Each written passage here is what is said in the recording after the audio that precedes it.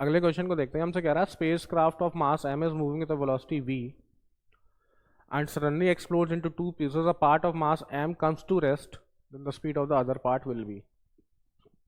तो ये बेस्ड है कंजर्वेशन मोमेंटम के ऊपर।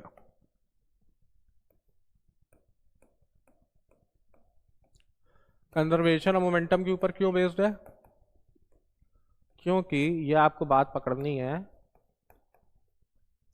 कि जब भी ये टर्म आए एक्सप्लोजन या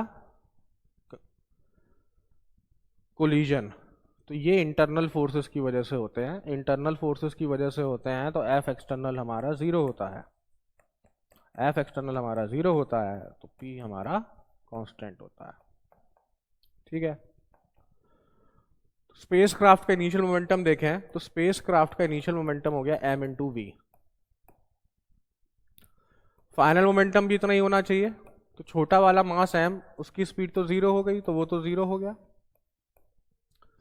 अच्छा, m मास में से इतना टुकड़ा तो स्मॉल m मास का अलग हो गया, दूसरे हिस्से का मास क्या लोगे भाई? मास थोड़ी ना चेंज हो जाएगा, टोटल मिला के मास तो m ही होना चाहिए। तो दूसरे हिस्से का मास आप लिखोगे capital M minus small m, उसकी स्पीड आपको बतानी है। आपने कहा से सपोज वो v डैश है, आपने p initial equal to p final किया,